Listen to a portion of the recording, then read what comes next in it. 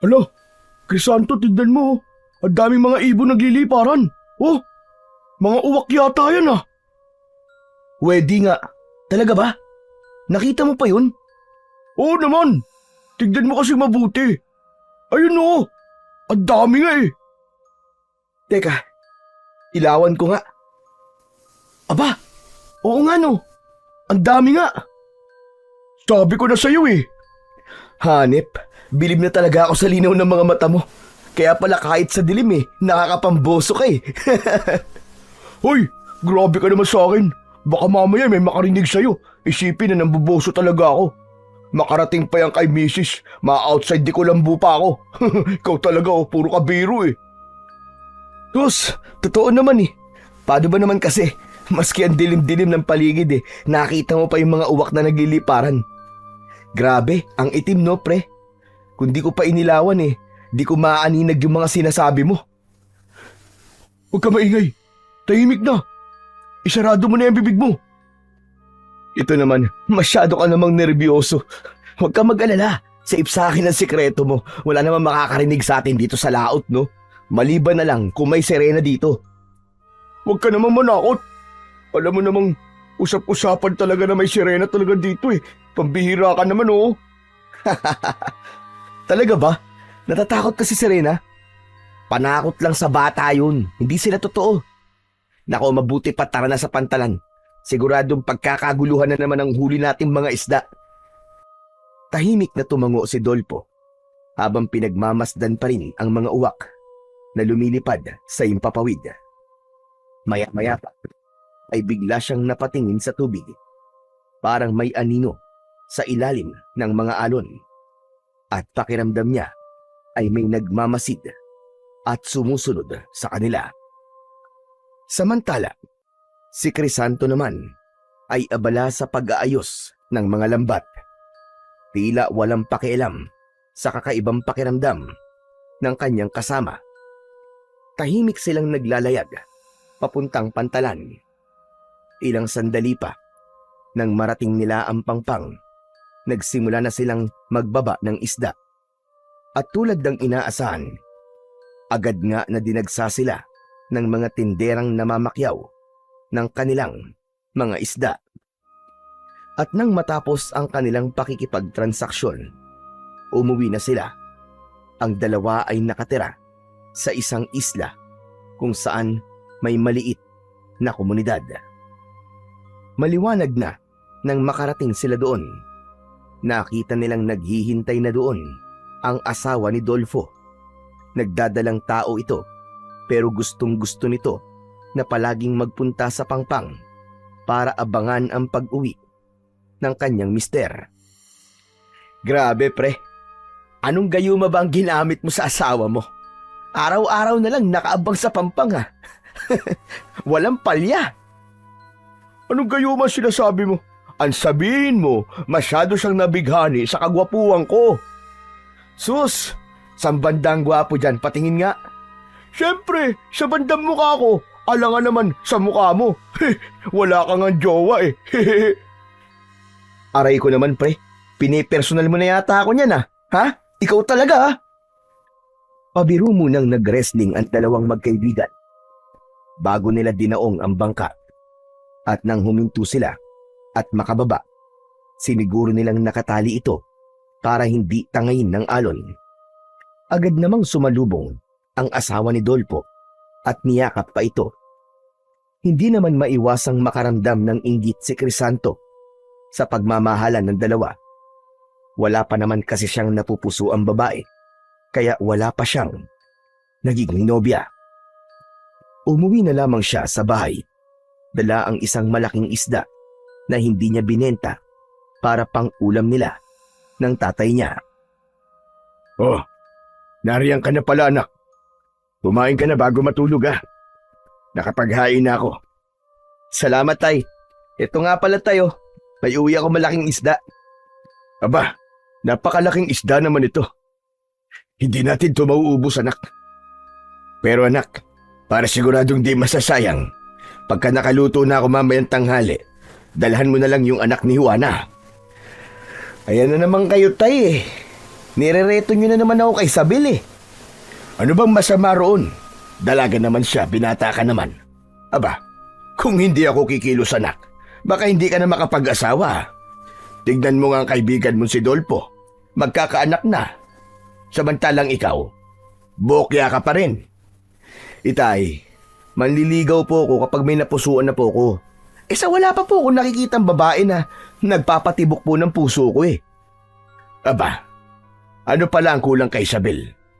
Maganda naman siya, morena, sexy. Ang gusto mo naman yata kasi, malalabanos ang kutis tulad ng mga nakikita mo sa pantalan.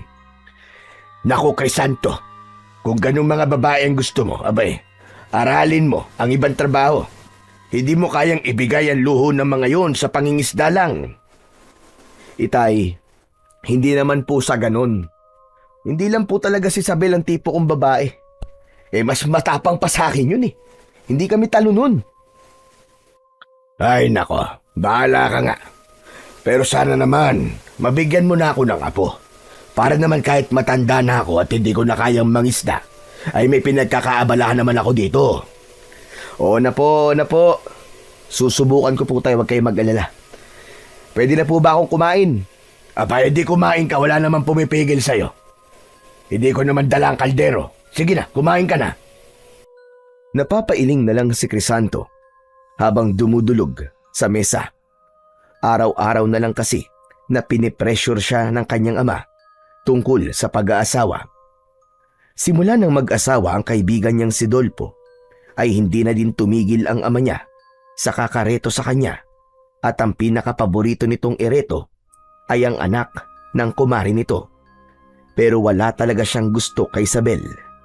Tuwing nagkikita sila ay nag-aaway sila at madalas pa nga na magkapikunan. Pagkatapos kumain ay nagpahangin lang ng konti sa labas si Crisanto, at nang antukin ay pumasok na siya sa kanilang kubo para matulog. Maaga kasi silang pumalaot ni Dolpo, lalo na't kalmado ang dagat kanina. Paglapat ng kanyang katawan sa kanyang higaang katre ay nakatulog siya kagad. Ilang sandali ang nakalipas, nagising siya sa tapik ng kanyang ama. Crisanto, gising na. Ano ka ba naman, bata ka? Talagang hindi ka makakapag-asawa niyan. Abay, tanghali na nakahilata ka pa. Tay, ang bilis niyo naman po manggising. Anong oras na po ba? 11:00 na anak, tanghali na. Nakaluto na ako ng ulam. Sige na, bumangon ka na riyan. At bigyan mo ng ulam si Isabel. Anak ng tay naman eh. Akala ko po ba tapos na tayo kay Isabel? Kung talagang gusto niyo siya, bakit hindi kayo manligaw doon? Promise tay, hindi ako magagalit. Total matagal naman ang nasa langit si inay eh. Pwede ka na ulit mag-asawa kung gusto mo. Anak ng lintik na to, bakit akong pinag-aasawa mo? Ikaw ang mag-asawa, dahil tumatanda ka na. Uy, grabe naman po kayo sa tumatanda tay. Wala pa nga akong 30 anyos eh. Tsaka tay, sinabi ko na nga sa inyo hindi kami talo ni Isabel. Kita niyo pong mas maton pang kumilos sa akin yung babaeng yun eh. Kung manliligaw man po ko tay, ang gusto ko, dun sa babaeng kong kumilos ay babaeng babae. Anong sabi mo? Biglang natigilan si Crisanto nang marinig mula sa kanyang likuran ang boses ni Isabel.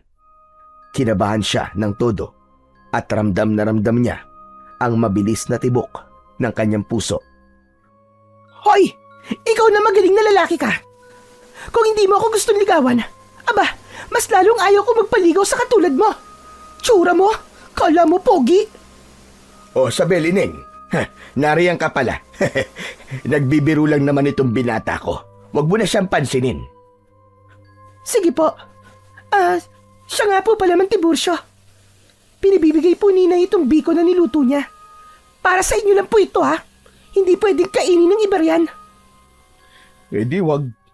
Kahit gaano pa kasarap ang luto ni Aling Juana, hindi ko talaga kakainin kapag ikaw ang nagdala. Baka lagyan mo pa ng gayuma yan Mainlove pa ako sa'yo. Abat, ang kapal ng mukha nito Kung manggagayuma lang din naman ako, pipili na ako ng gwapo, hindi katulad mo. Aba, Bakit? Gwapo naman ako ah. Pero sorry, hindi ako magpapagayuma sa'yo, no? Abat! Talagang ginagalit mo ako, no? Anong gusto mo, ha? Halika dito! Magkasubukan tayo! Oh, kita mo na, Tay. Kita mo na. Ganyang babae ba ang gusto mo manugangin? Masahol pa sa mato na. Anong sabi mo? Visit kan talaga! Nagtaas na ng manggas si Isabel habang nakaamba na ang pagsuntok. Akala mo, isang lalaking siga na nag-aamok ng away. Hindi alam ni Crisanto kung bakit sila inirereto ng mga magulang nila. Simulat sa pool naman ay magkaaway na silang dalawa na parabang aso at pusa. Biglang sumulpot si Dolfo. Oh, ano na naman ba yung away na yan? Alam nyo kayong dalawa? Bakit hindi na lang kayo magmahalan kaysa lagi kayo nag-aaway? Tatandang dalaga na lang ako kung si Crisanto lang din naman na mapapangasawa ko. Aba, akalain mo yun, dalaga ka pala. Hindi halatang dalaga ka eh.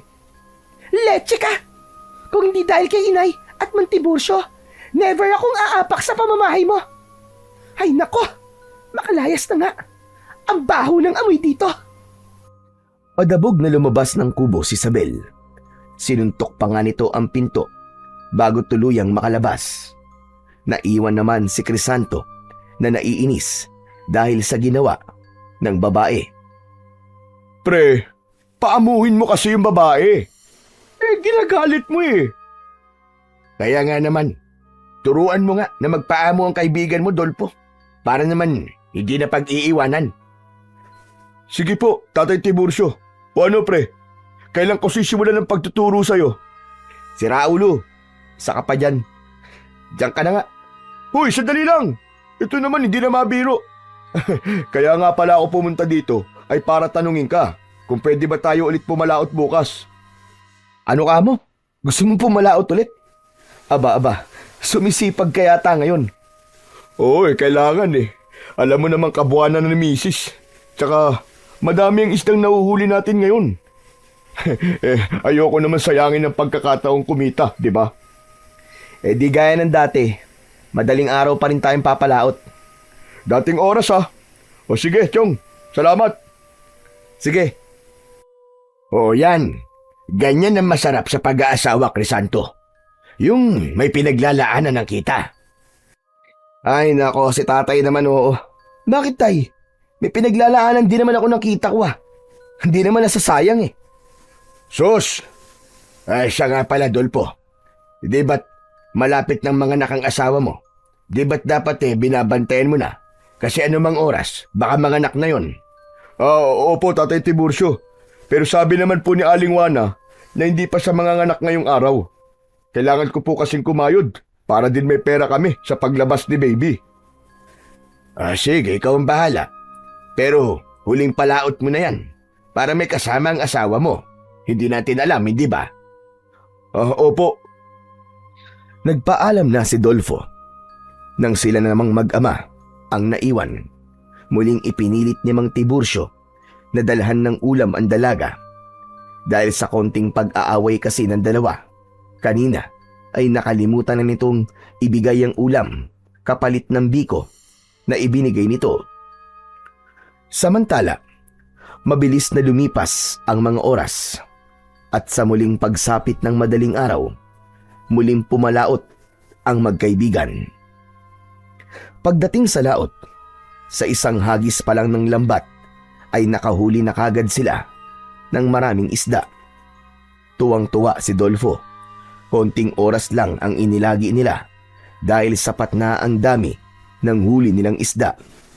Kagad silang nagpunta muli sa pantalan para ibenta ang mga ito. Medyo may kalakihan ang kinita nila ng araw na yon. Samantala, pagbalik nila sa isla ay nagtaka si Crisanto nang makitang wala ang asawa ni Dolfo sa pangpang. Oh, ngayon lang yata wala ang asawa mo, pre ah. Araw-araw na nakaabang sa yun, pero ngayon lang pumalya. Oo nga eh. Ano kaya nangyari? Hindi kaya nanganak na siya, pre? Maya-maya, habang itinatali nila ang bangka, dumating si Mang Tiburcio Tumatakbo ito palapit. Dolfo! Dolfo, iwan mo na yan! Bilis! Bilisan mo! Umuwi ka na!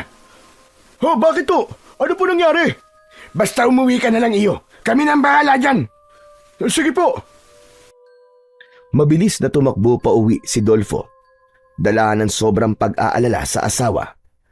Mabilis na itinali ni Mang Tiburcio ang bangka at pagkatapos ay kinausap niya ang anak. Anak, sundan na natin ang kaibigan mo. Tara na. Teka tay, bakit po ba? Ano po ba nangyari sa asawa niya? Nanganak na po ba? Bago pa makasagot si Mang Tiburcio, ay narinig nila ang malakas na pag-iyak ni Dolfo. Malapit lang kasi ang bahay nito sa Pangpang. Diyos ko po! Asawa ko! Sino may gawa nito sa'yo? Dahil sa narinig, ay napatakbo agad si Crisanto papunta sa bahay ng kanyang kaibigan. Pagdating doon, ay nadatnan niyang nakahiga sa papag ang asawa nito. Manipis na ang tiyan at nababalutan ng kumot ang katawan. Napakapusyaw ng mukha nito na para bang wala ng buhay. Diyos ko! Ano nangyari kay Dina, tay? Mukhang inaswang, anak. Kinuha ang sanggol sa tiyan niya. Paano nangyari yun? Wala namang aswang dito sa atin Hindi ko nga rin alam eh. Nakita na lang namin si Dina. Nawakwak ang tiyan at wala na ang sanggol. Patuloy ang malalakas na pag-iyak ni Dolfo. Hindi makapaniwala ang lahat sa sinapit ng asawa. Diyos ko! Patawarin mo ako, Dina, asawa ko. Hindi na lang sana kita iniwan na mag-isa. Hayop ang mga aswang na yan. Hayop sila. Papatayin ko sila. Papatayin ko sila. Halos magwala sa galit si Dolfo. Hindi nito malaman ang gagawin kung lalabas ng kubo o yayakapin ang asawa. Sa huli ay napaluhod ito sa tabi ng papag bago umiyak ng malakas at piniling yakapin ang asawa. Awang-awa naman si Crisanto kay Dolfo. Ang tagal bago naimasmasan si Dolfo. Ramdam ni Crisanto ang labis na pagdurusa ng kaibigan niya dahil asawa't anak nito ang nawala. Hindi siya umaalis sa tabi nito para umalalay. Naimasmasan man si Dolfo sa pag-iyak ay bakas naman ang galit sa mukha nito. Ano ba nangyari sa asawa ko? Bakit nangyari sa kanya yun? Bakit? Bakit? Nakarinig na lang kami ng malakas na sigaw mula sa kubo nyo. Nang puntahan namin, ay nakakita kami ng mga ibon sa bubong ng bahay nyo. Nagliparan ng mga ito palis. Tapos nang pasukin namin si Dina, wala na. Wakwak na ang tiyan niya. Mga uwak po ba tinutukoy yung ibon, Mang Tiburcio? O, Dolfo, hindi ko nga alam kung saan galing ang napakaraming uwak na yun eh. Dati naman nang may mga uwak dito. Pero kakaibang mga yon, ang dami nila. At sama-sama kung lumipad. Mga lintik na ibog yun. Papatayin ko sila. Papatayin ko sila lahat. Agad na kinuha ni Dolfo ang terador niyang nakasabit sa haligi ng kubo at pagkatapos ay mabilis na lumabas ng bahay. Mabilis namang sinundan ni Crisanto ang kanyang kaibigan. Dolfo! Dolfo, sandali! Dolfo, sandali! Kumalma ka lang!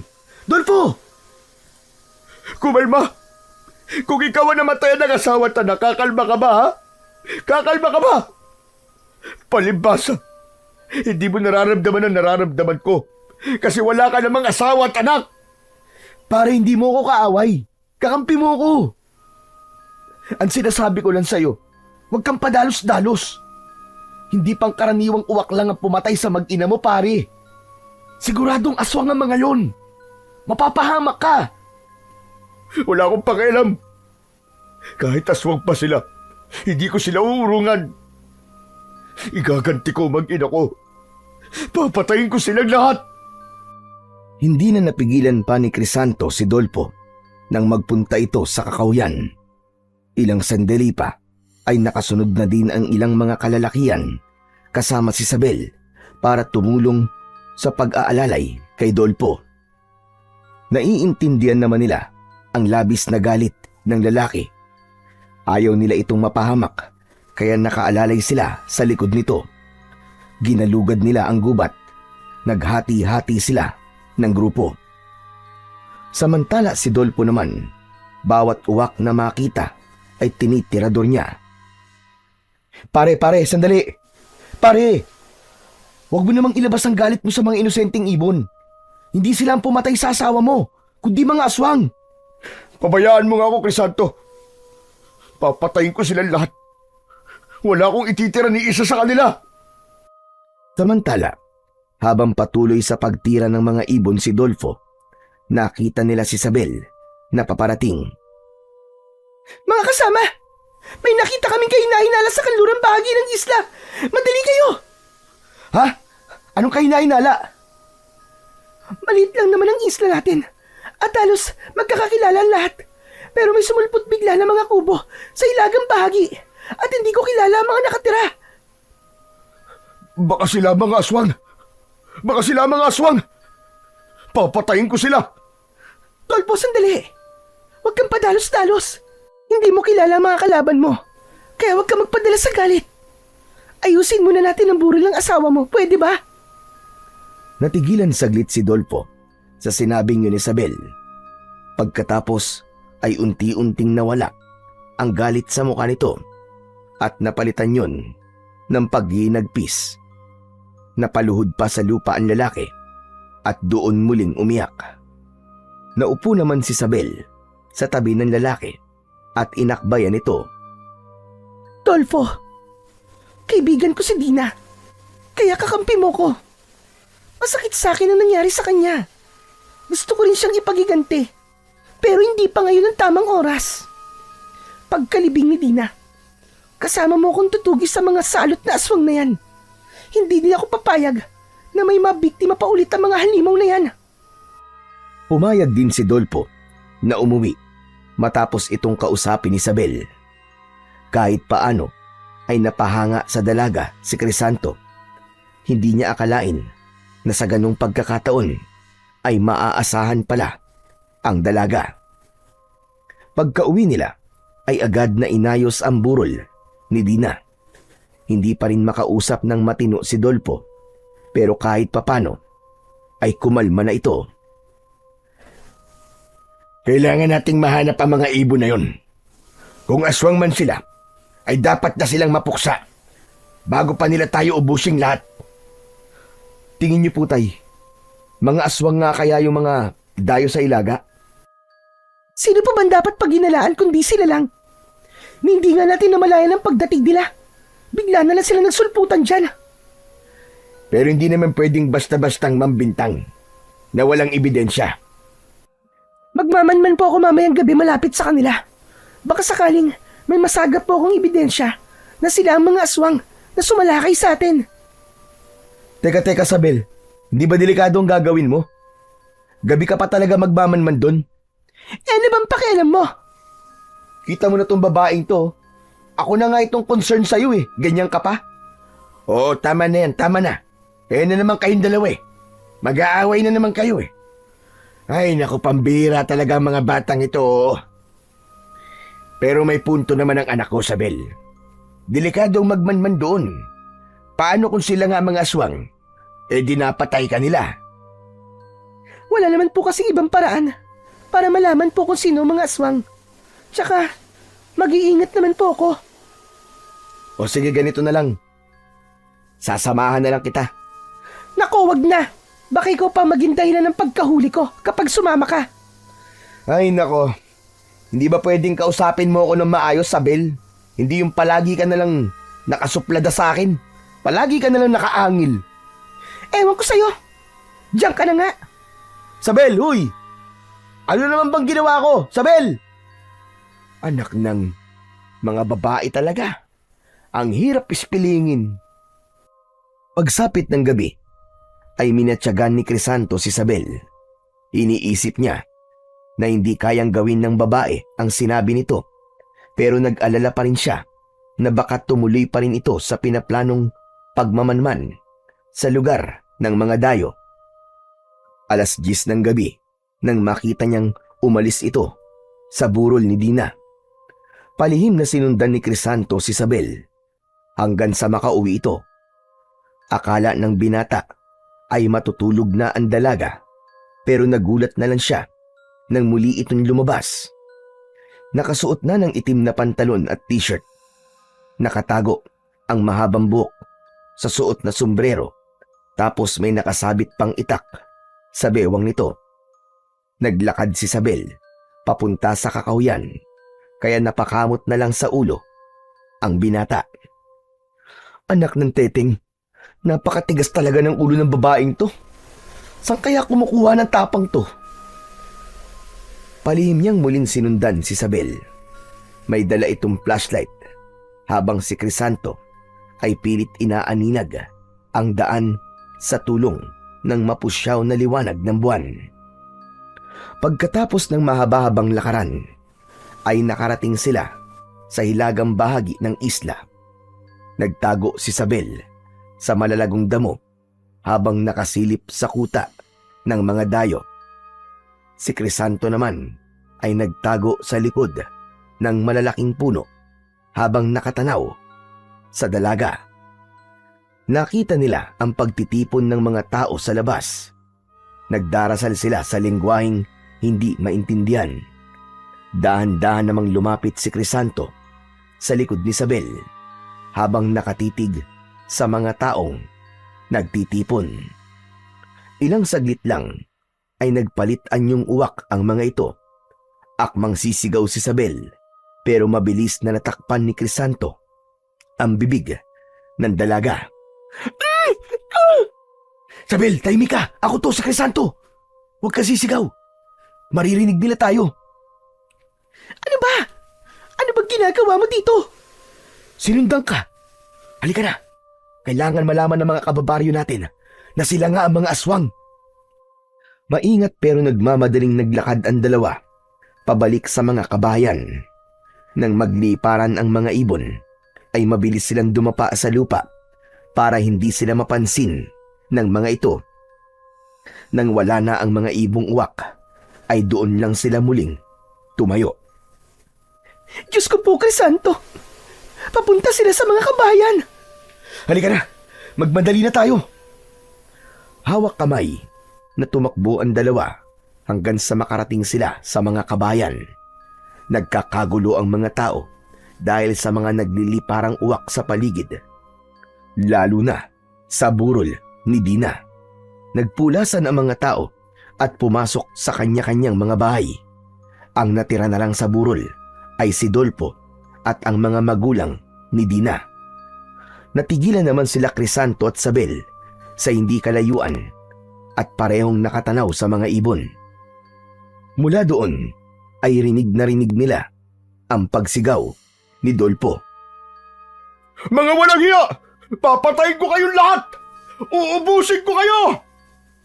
Dolfo, pumasok ka na sa loob ng bahay! Huwag kang lalabas! Mapapahamak ka! Nakasilip lang si Mang Tiburcio sa bintana ng bahay nila. Hindi naman nagpapigil si Dolfo at lumabas pa rin ito.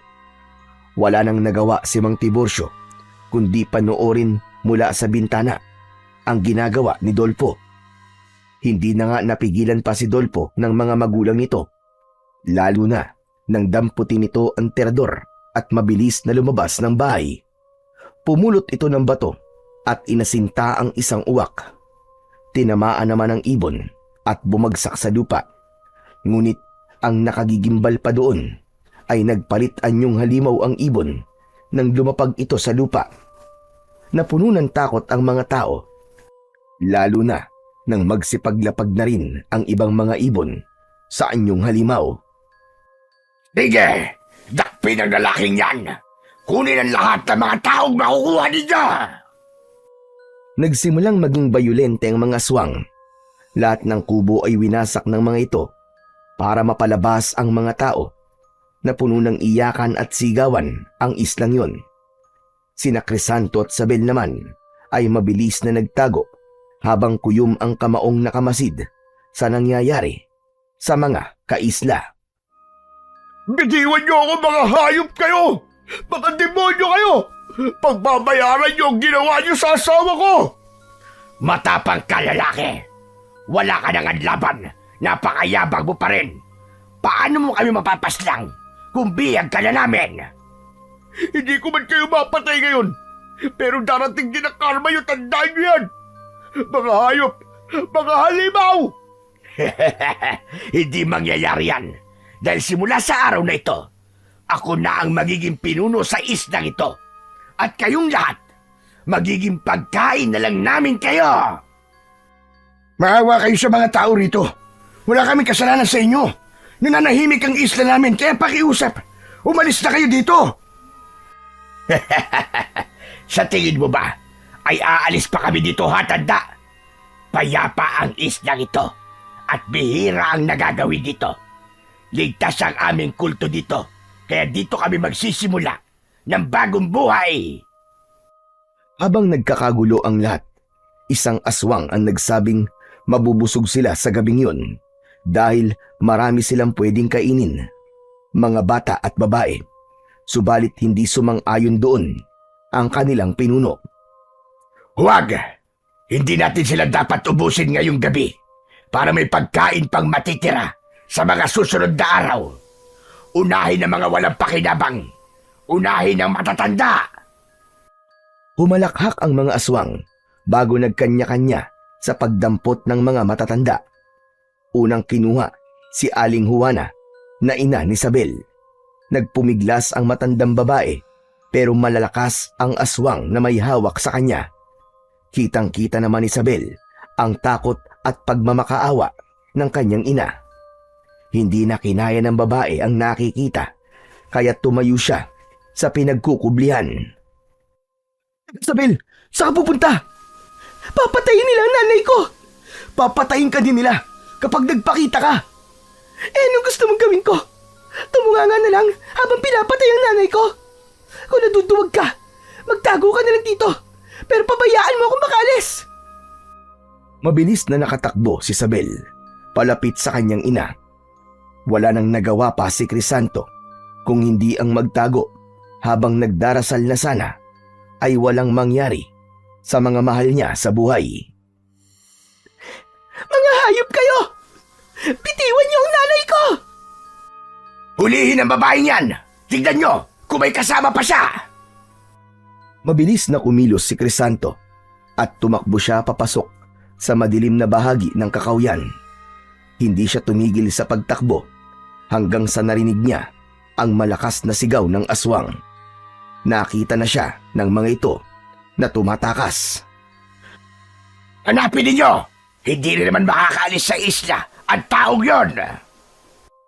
Nagpatuloy siya at hindi tumigil hanggang sa makarating sa kabilang bahagi ng isla.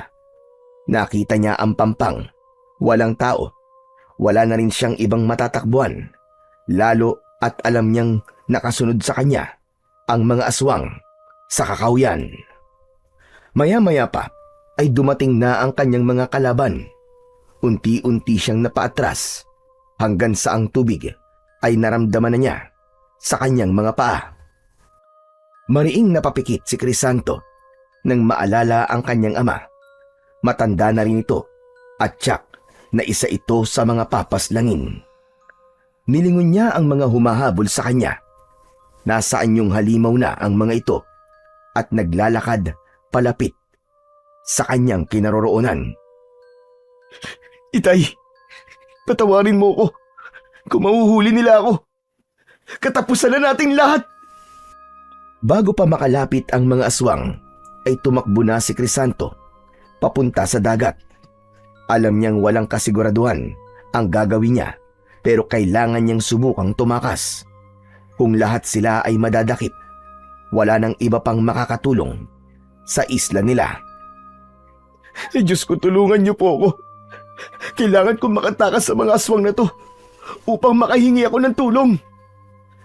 Pinilit niyang lumangoy at kalabanin ang alon ng dagat. Walang kasiguraduhan ang paglangoy niya at ang tanging kinakapitan niya ay ang pag-asang magmilagro para mabuhay siya at makatawid sa malawak na dagat. Sumuko ang mga aswang sa paghabol sa kanya. Bumalik na ang mga ito sa mismong baryo. Samantala, ilang oras ding nagpalutang-lutang sa dagat si Crisanto. Napapagod na siya sa paglangoy at sigurado din naman na walang tulong na darating para sa kanya. Nagdasal siya sa kanyang isip na sana ay magkaroon ng himala at makaligtas siya sa tiyak na kapahamakan. Pinilit niyang ilaban ang kanyang buhay laban sa lamig at sa banta ng pagkalunod. Gusto niyang makaligtas para mabalikan niya ang kanyang mga kaisla. Ngunit bigla siyang napulikat. Napadaing siya sa sakit hanggang sa unti-unting lumubog.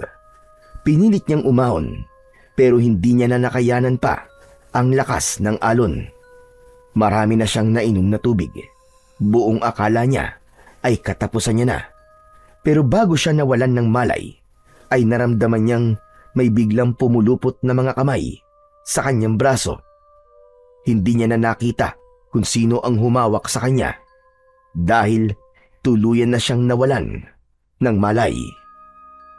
Nang bumalik ang ulirat ni Crisanto, ay nasa isang madilim na kuweba na siya at nakahiga sa malaking tipak ng bato.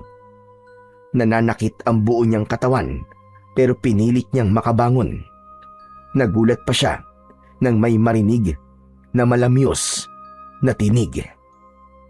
Kumusta na ang iyong pakiramdam, Crisanto? Ha?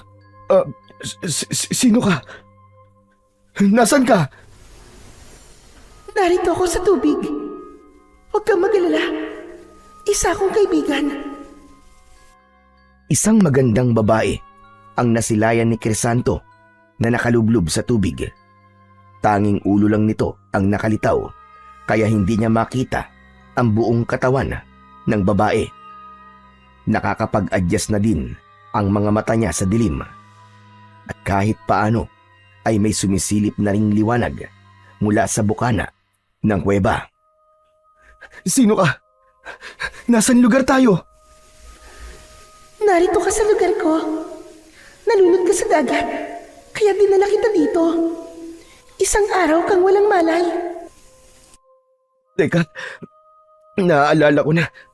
Tumakas ako mula sa mga aswang na gustong sumakop sa isla.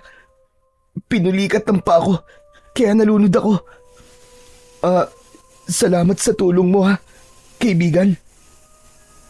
Ang ginawa kong pagsagip sa buhay mo ay pasasalamat ko din sa pagsagip mo sa amin.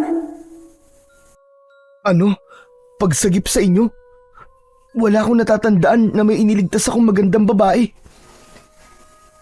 Ikaw ang pumigil sa mga mangingisda noon sa pagpapasabog ng dinamita sa dagat. Dahil sa iyong katapangan, napigilan sila na iligtas mo muntikang pagkasira ng aming tahanan. Teka, sino ka ba talaga? Hindi ko kasi maintindihan ang mga sinasabi mo. Anong tahanan ng muntik masira? Ang dagat? Ibig sabihin, nakatira ka sa dagat? Lumangoy palapit ang babae at gumapang patungo sa kinatatayuan ni Crisanto. Napaatras ang binata nang makita ang kabuuang katawan ng babae. May buntot ito ng isang isda. Isa kang sirena? Huwag kang matakot, Crisanto. Tulad ng sinabi ko, hindi ako kaaway. Matagal na kitang minamatyagan, kaya alam kong mabuti ang iyong kalooban. Diyos ko po, huwag ka lalapit sa akin. Huwag ka lalapit sa akin. Bakit ka natatakot, Crisanto? Ako ang siyang nagligtas sa buhay mo. Kung gusto kitang saktan, dapat ay pinabayaan na kitang malunod at mamatay. Pero, ano kasi? Hindi kami masama, Crisanto. Mali ang pagkakaunawa niya sa amin. Mga tao masasama at makasarili. Sinisira niya ang dagat Kung may nasasaktan man kaming tao, yun ay dahil kailangan naming iligtas ang aming sarili, pati na rin ang aming tahanan. Patawad. Iba ka sa kanila, Crisanto. Alam kong mabuti ang puso mo. Alam ko rin ang kinakaharap mong problema. Naalala bigla ni Crisanto ang kalagayan ng kanilang isla at ang misyon niya kung bakit nilangoy niya ang dagat. Kailangan ko pala makahingi ng tulong. Kung isa kang ang kaibigan, tulungan mo kung makarating sa pantalan. Sige na. Sa pantalan? Bakit? Kanino ka hihingi ng tulong doon? Sigurado ka bang matutulungan ka nila?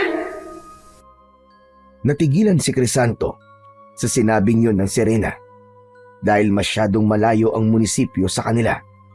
Kailangan pa niyang bumiyahe para makarating sa istasyon ng pulisya. Mahihirapan pa siyang ipaliwanag sa mga pulis ang nangyayari sa kanilang isla. Baka hindi sila maniwala na aswang ang sumalakay sa kanila. Pero alam niyang yun lang ang tanging paraan para mailigtas niya ang kanyang mga kaisla. Kailangan ko subukan. Dahil kung di ko gagawin yun, mamamatay ang lahat ng tao sa isla namin. Nakatakas ka na, Crisanto. Bakit babalik ka pa sa isla niyo? Tumakas ako. Hindi para sa sarili ko, kundi para din sa kanila. Kailangan ko silang balikan at tulungan. Napatunayan kong muli na busilak ang puso mo, Crisanto. Hindi ka makasarili. Dahil dyan ay tutulungan kita para mailigtas mo ang iyong mga mahal sa buhay. Hinubad ng Serena ang suot nitong kwintas bago yun ipakita sa kanya. Ang kwintas na yun ay may palawit na kakulay ng tubig, ngunit kapag nasisinagan ng ilaw ng buwan, ito ay nagiging kasing puti ng perlas. Ito ang mutyat ng mga Serena. Ipapahiram ko ito sa iyo para malabanan mo ang mga aswang na sumakop sa inyong isla. Iba yung lakas ng pangangatawan, liksi ng pagkilos, at tagabulag ang taglay nitong kapangyarihan. Ano ka mo? Mutya ng Serena?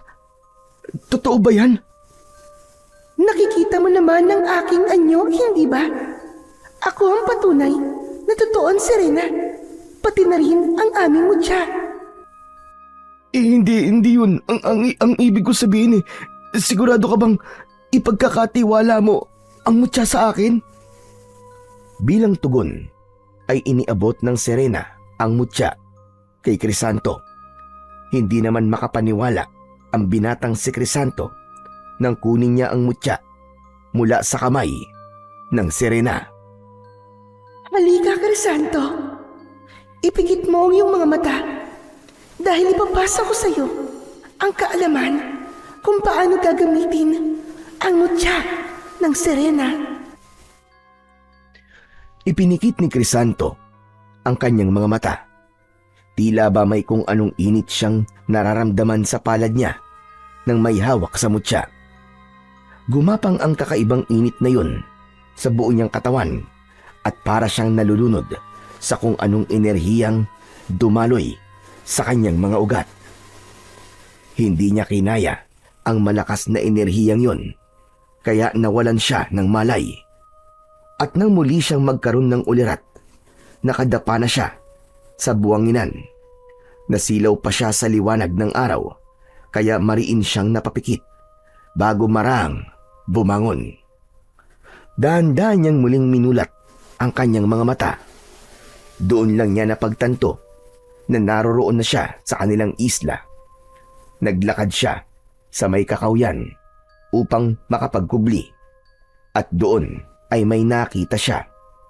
Sa hindi kalayuan ay natanaw niya si Dolpo, tila nagmamanman sa paligid. Laking tuwa naman ni Crisanto dahil buhay pa pala ang kanyang matalik na kaibigan. Dolpo! Dolpo! Tatakbo na sana siya para lapitan ang kaibigan nang matigilan siya. Paano ay nilapitan ito ng isang lalaki na hindi niya kilala. Nag-usap ang dalawa na para bang magkakilala. Kapwa nila narinig ang boses niya. Kaya naman, agad na ipinahanap ng aswang kung kanino at saan galing ang boses na tumawag kay Dolpo. Hayop ka! Hayop ka, Dolpo! Kumampi ka na sa mga aswang! Hayop ka! Traidor! Kagad siyang naghanap ng mapagtatanungan pero wala siyang makita. Tiyak na maski magtago siya sa likod ng mga puno ng oras na yon, ay tiyak na mahahanap siya. Kulang na siya sa oras hanggang sa isang aswang ang lumapit sa kanya pero dinaanan lang siya nito. Parang hindi man lang siya nakita.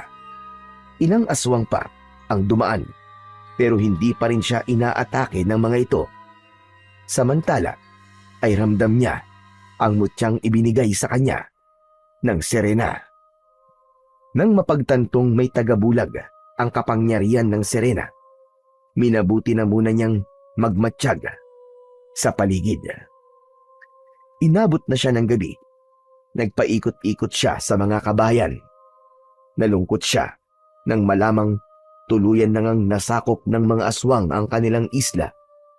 Ang mga tao ay ikinulong na parang mga hayop habang ang ilan sa mga taga-isla ay malaya. Yun ang ipinagtataka ni Crisanto. Nang makita niyang lumapit si Dolpo kay Isabel, ay lumapit din siya. Taglay ang tagabulag. Isabel, umanib ka na sa amin para hindi ka na nahihirapan. Kahit kailan, hindi ako magiging duwag na katulad mo, Dolpo. Ipinagpalit mong iyong kaluluwa sa mga aswang para mabuhay ka. Nakalimutan mo na ba na sila ang pumatay sa iyong mag-ina? Hindi ko nakakalimutan yan, Isabel. Pero sa pagkakataong to, kailangan kong pumili kung buhay at kamatayan. Natural na pipiliin ko mabuhay. Kaya kung ako sa'yo, pumayag ka ng maging aswang. Hindi natin alam. Baka isa sa mga araw na to, ikaw na ang susunod na maging pagkain. Mabuti nang mamatay nang may dangal kaysa maging katulad mong hangal. Umalis ka dito kung wala ka rin namang matinong sasabihin.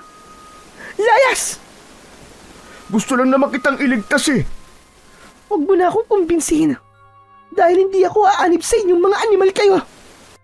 Dolfo, sana hindi ka isumpa ng asawa at anak mo. Hayop ka. Masahol ka pa sa kanila. Hindi nakinig si Dolpo kay Isabel. Mabilis na lumayo ito kay Isabel. Ngunit sa sandaling umalis ito at nakatalikod na sa dalaga, kitang-kita ni Crisanto na tumulo ang luha sa mga mata ng kaibigan. Nagpatuloy ito sa paglalakad hanggang sa tinabihan ito ng isang lalaki. Sabay silang naglakad palapit sa kanya. Sandali lang, Dolpo. May kakaiba sa lugar na to. Ramdam ko malakas na enerhiya sa paligid. Ha? Anong ibig mo sabihin? Mukhang may nakapasok na antingero. Kailangan itong malaman ni Amang Segundo. Teka, sandali lang. Sigurado ka ba? Wala naman ako nararamdaman ah. Dahil bagong yagaw ka pa lang, hindi ka pa naturuan ni Amang Segundo ng lihim na aral. Ano ka mo? Lihim na aral? Yung ba yung mga ritual na ginagawa nyo? Mamaya na maraming tanong. Puntahan na natin si Amang Segundo. Umalis na ang dalawa. Samantala, gusto pa sanang itakas ni Crisanto si Isabel pero nauubos na din ang oras niya. May kung anong boses siyang naririnig na nagsasabing nawawala na ang bisa nito. Kaya naman, agad siyang nagdesisyon na lumayo na muna doon pansamantala. Mabilis siyang tumakbo palayo at nagtago sa malalaking tipak ng bato malapit sa dagat. Hindi naman makalapit ang mga aswang doon dahil takot sila sa tubig alat. Nang makapagpahinga ay pumuslit naman siya sa kubong tinitirahan nila dati na ngayon ay aswang na ang nakatira. Kinuha niya ang kanyang itak at mabilis na pumunta sa kakawyan. Nagputol siya ng mga sanga ng kahoy at pinatulis niya ang dulo para maging sibat. Inunti-unti niya ang paggawa ng sibat. Pagkatapos ay dinala ito sa kakawyan na malapit sa mga bahay. Tinabunan niya ng mga tuyong dahon para hindi makita ng mga aswang. Maingat ang bawat pagkilos niya dahil kailangan niyang magdobli ingat, lalo na't nararamdaman ng mga aswang ang presensya niya. Nagmasid-masid din siya sa paligid para mapag-aralan ang kilos ng mga aswang. Hindi lang siya lumalapit sa pinuno ng mga ito dahil alam niyang ito ang pinakamalakas sa lahat. Nang sumunod na araw ay pinuntahan niya ang kubong kinaroroonan ni Isabel para makausap ang dalaga. Isabel! Isabel! Crisanto? Diyos ko, Crisanto! Ikaw nga! Akala ko iniwan mo na kami. Iniligtas ko lang ang sarili ko. Pero ito na ako ngayon. Nakabalik na ako. Pero narinig ko mga aswang. Ang sabi nila, nilangoy mo daw ang dagat. Paano ka nakaligtas? May awa pa rin ng Diyos sa atin, Isabel. Hinayaan niya ako mabuhay. Buti bumalik ka pa, Crisanto. Pinatay nila ang tatay. Ano? Hindi. Pero, patawad. Hindi ko sila nailigtas. Hindi ko kaya. Mga hayop sila. Mga hayop sila. Kung hindi ka na sana umalis nun, sana natulungan mo ko. Pero Isabel, kailangan kong umalis nun. Dahil lang nasa isip ko nun ay ang humingi ng tulong. May nahanap ka ba? Nasaan sila? Nasaan ang tutulong sa atin? Wala. Pero bumalik ako ng mas malakas. Pero kailangan ko ang tulong mo. Ililigtas natin ang isla. Pero bago yun, gusto kong kausapin mo si Dolfo. Si Dolfo? Ang walang yun. Traidor ang kaibigan mo na yun. Kumampi sa mga kaaway. Kapalit ang buhay niya. Hindi traidor ang kaibigan ko, Isabel. Hindi niya gagawin yun. Pero ginawa na nga niya. Malakas ang kutob ko na may pinaplano yun, Isabel. Hindi siya basta-basta kakampi sa kaaway. Maniwala ka sa akin. Hindi. Ayoko makipag-usap sa hayop na traidor na yun. Hindi yan ang gusto kong marinig. Ang gusto kong malaman ay kung paano mo kami matutulungan. Ano magagawa mo para iligtas ang isla? May tatakas mo ba kaming lahat? Walang paraan para makatakas tayong lahat sa isla. Dahil sinira nila ang lahat ng mga bangka. Ang magagawa lang natin ay labanan sila. Ano? Labanan? Nagpapatawa ka ba? Ano ang laban natin sa mga aswang? Kapwa natigilan ang dalawa nang may marinig silang yabag na paparating. Agad na pumuesto si Crisanto sa gilid ng pinto. Kaya nang bumukas ito ay hindi siya nakita ng lalaking pumasok. Sino kausap mo rito? Bakit? May nakikita ka bang tao dito? Nakausap ko? Amat, pilosopo kang babae ka. Magpakasaya ka na ngayon. Dahil mamayang gabi, katapusan mo na. Hindi ako natatakot sa inyo. Patayin niyo man ako. Hindi ko isusuko ang kaluluwa ko sa sinasampan yung demonyo. Hehehe, tignan na lang natin mamaya. Ang tapang mo. Aalis na sana ang aswang nang matigilan ito. Sumingot-singot ito sa paligid at para bang nakikiramdam. Sisilip sana ito sa likod ng pinto pero mabilis na humarang si Isabel. Ano ba yun, ha? Bakit hindi ka pa umalis dito? Sino ang tinatago mo dito, ha, babae? Paano naman ako makapagtatago dito ng tao? Kinukulong niyo ako. Huwag kang sinungaling. Ramdam ko ang presensya ng antingero. Ilabas mo na siya. Wala nga akong tinatago. Kung ganon, Hayaan mo kung masilip ang likod ng pinto. Ang kulit mo ah! Sinabi nang umalis ka dito eh! Matapang na sinugod ni Isabel ang aswang na nasa anyong tao pa. Ipinagtabuyan niya ito palabas sa kubo pero mas malakas ang aswang. Isang tabig lang nito kay Isabel ay tumilapon na sa sulok ang dalaga. Nagawang silipin ng aswang ang likod ng pinto kaya mariing napapikit si Isabel dahil sa pag-aakalang mahuhuli na ng aswang si Crisanto. Mabuti na lang at nagkaroon ulit siya ng tagabulag sa tulong ng kanyang mutya. Walang nakita ang aswang sa likod ng pinto. Kaya naman, nagtaka ito. Anak nang, kanino malakas na enerhiya ang nararamdaman ko?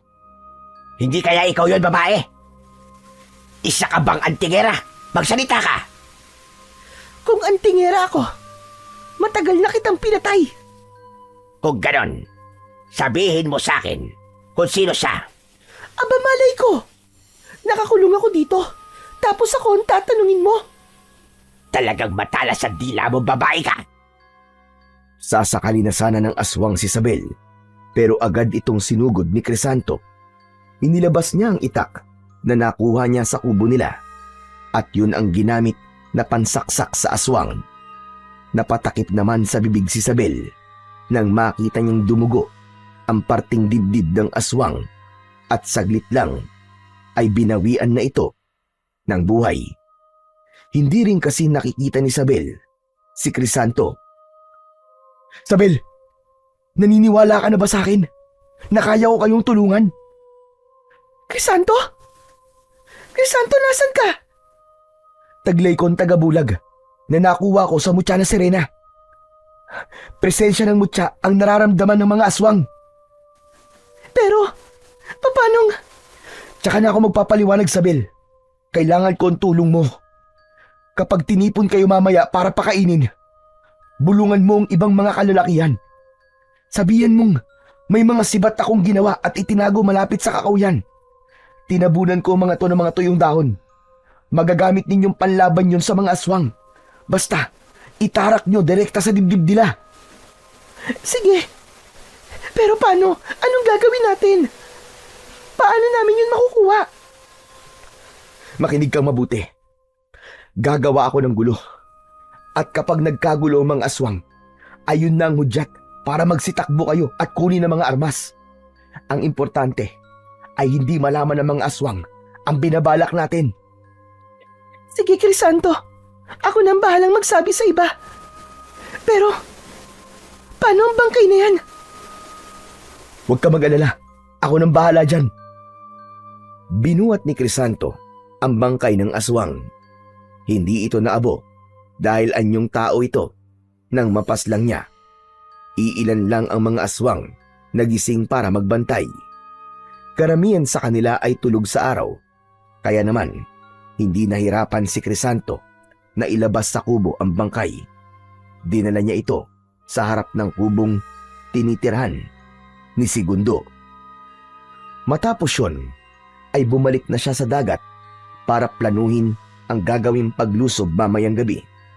Magdadagdag pa siya ng mga sibat para mas maraming magamit ang mga kalalakihan kapag nagsimula na ang pakikipaglaban nila sa mga aswang. Habang naglalakad, ay nakita niya ang ibang mga aswang na nagbabantay sa paligid. Hindi kasama ang kaibigan niyang si Dolpo sa nakatokang magbantay doon ng araw na yun. May mga inaatasan kasi ang pinunong si Segundo para magbantay sa dating daungan ng mga bangka para makita kung may darating o aalis. Wala na din naman ang mga bangkang pangisda doon dahil sinira na ito ng mga aswang. Agad na naalala ni Crisanto ang kanyang ama, pati na ang mga kababayan niyang pinatay ng mga ito. Nakaramdam siya ng matinding galit. Mga hayop kayo! Magbabayad kayong lahat! Magbabayad kayo sa ginawa niyo sa amin! Hinugot niya ang itak na nakasukbit sa bewang niya bago marahang nilapitan ang isang aswang. Agad niya itong sinaksak sa bandang dibdib. Hindi man lang namalayan ng mga kasama nito ang ginawa niyang pagpatay. 5 aswang ang naroon, kaya kailangan niyang magdahan-dahan para hindi siya mapansin ng mga ito. 1 aswang pa ang nakahiwalay sa mga kasama, kaya iyon ang pinuntirya niya. Agad niya itong sinaksak sa bandang dibdib din na agad nitong ikinamatay. 3 aswang na lamang ang natitira at nagkukumpulan ang mga ito. Hindi naman siya nakikita, kaya marahan siyang lumapit sa kinatatayuan ng mga ito. Nang makalapit siya, ay naalerto ang mga aswang. Parang nararamdaman ng mga ito ang presensya niya. Sinugod ni Crisanto ang 1 aswang na akmang tatakas. Tinaga niya ito na tinamaan naman sa balikat. Lalong nataranta ang 2 pang aswang na kasama nito.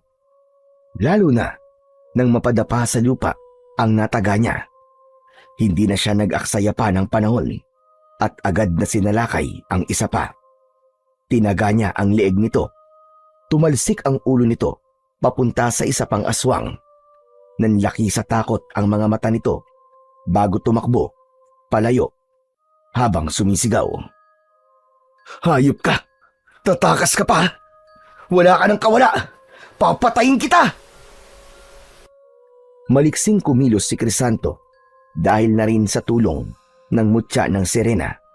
Nahabol niya ang tumatakas na aswang at agad na tinaga sa likod. Humiyaw sa sakit ang aswang, pero hindi niya na ito hinayaang makatakbo pa. Sinaksak niya kagad ito sa dibdib na agad nitong ikinamatay. Binalikan naman niya ang 1 pang aswang na nataga niya sa balikat. Gumagapang ito sa lupa dahil hindi na nito maigalaw ang 1 braso. Tinapakan naman ito ni Crisanto sa likod, kaya napadaing ito sa sakit. Sino kang lapastagag ka? Magpakita ka sa akin. Kung talagang matapang ka, magpakita ka. Kayo ang mga lapastangan. Mga demonyo kayo. Hindi nyo lang inangkin ang isnang ito. Ginawa niyo pang masahol sa baboy ang mga nakatira dito. Mga demonyo kayo! Humanda ka kay Amang Segundo. Hindi ka niya bubuhayin. Ang ama niyo ang humanda sa akin. Pagbabayaran niya ang ginawa niya sa islang ito at sa mga tao dito. Hindi mo siya kaya. Papatayin ka rin niya. Ah, ganon. Sayang. Dahil mauuna ka, hindi mo na makikita kung paano ko papaslangin ang minamahal mong Amang Segundo. Tinagpas ni Crisanto ang ulo ng aswang.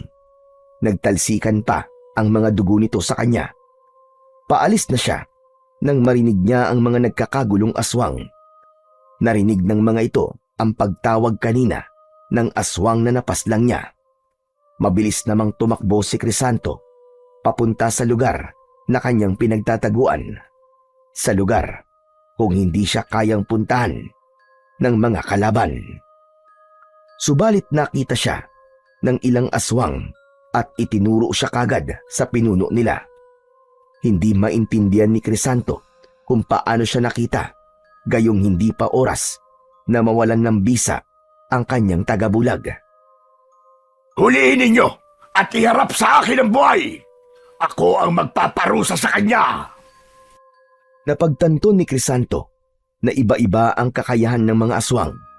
Ang iba ay nakararamdam lang dahil mas mababaw pa lang ang kaalaman nila sa lihim na aral, habang ang iba naman ay mas biyasa na at may kakayahan ng makakita kahit sa mga nagkukubling kalaban, kahit pa sa mga may tagabulag na kagaya niya.